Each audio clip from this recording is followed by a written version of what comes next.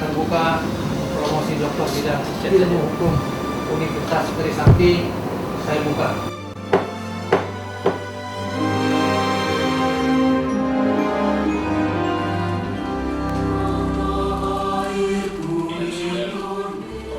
Sidang terbuka disertasi akademik gelar doktor program studi ilmu hukum Kepala BNN Anang Iskandar dengan judul Dekriminalisasi Penyalahgunaan Narkotika dalam Konstruksi Hukum Positif di Indonesia. Studi dengan pendekatan kualitatif ini dibuat untuk menemukan jawaban atas penyelesaian permasalahan penyalahgunaan narkotika di Indonesia yang mengalami kriminalisasi dalam beberapa periode waktu. Secara empiris, data menyebutkan 23.779 warga binaan BLP merupakan penyalahguna narkoba yang dihukum pidana, bukan direhabilitasi. Fakta yang sering muncul di persidangan bahwa terjadi perbedaan tuntutan jaksa dengan keterangan terdakwa, di mana jaksa menuntut bahwa unsur pembawa menguasai dan memiliki narkotika dengan jumlah yang terbatas di bawah surat edaran Mahkamah Agung dengan ancaman pidana yang diyuntukan dengan pasal penggunaan. Faktor kontekstual lainnya yang mempengaruhi belum berjalannya dekriminalisasi disebabkan para penegak hukum yang khususnya menangani permasalahan penyalahgunaan narkotika kurang dapat memahami roh Undang-Undang Narkotika Nomor 35 Tahun 2009 yang tercantum dalam pasal 4, yaitu menjamin pengaturan rehabilitasi medis dan rehabilitasi sosial bagi penyalahguna dan pecandu narkotika. Dalam rangka menghadapi tantangan tersebut, Kepala BNN menyarankan dibentuknya mekanisme hukum berupa komisi atau tim yang ada di provinsi maupun kabupaten.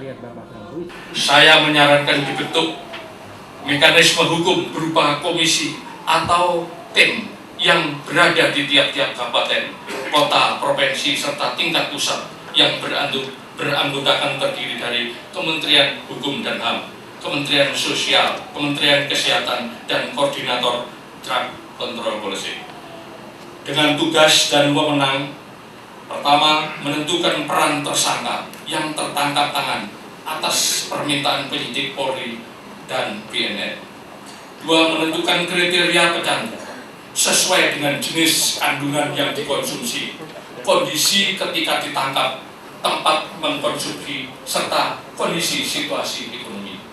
Yang ketiga, menentukan rencana terapi dan jangka waktu penyalahgunaan narkotika. Yang keempat, memberikan peringatan dan pembinaan kepada penyalahguna pemula yang tertangkap oleh penyidik. Sebagai co-promotor, Dr. Ibrahim mengatakan, disertasi ini untuk menjawab kesan yang selama ini Undang-Undang 35 tahun 2009 tidak harmoni antar pasal yang ada di dalamnya.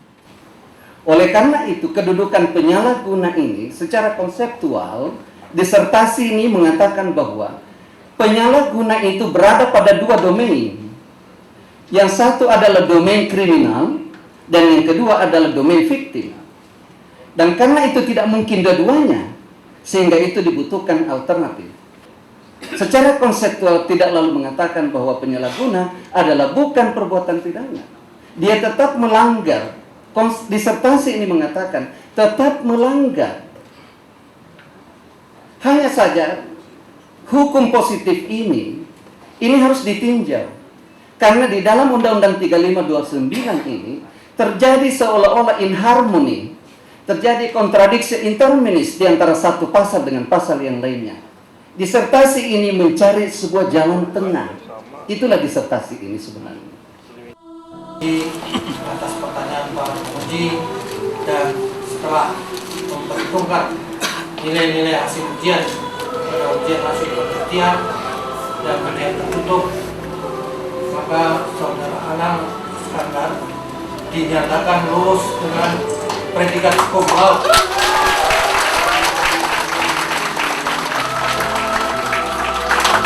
Disertasi gelar doktor ini diharapkan mampu memberikan pemikiran baru bagi aparat hukum untuk memfungsionalisasikan kebijakan terhadap implementasi dekriminalisasi penyalahguna, pecandu, korban penyalahguna narkotika.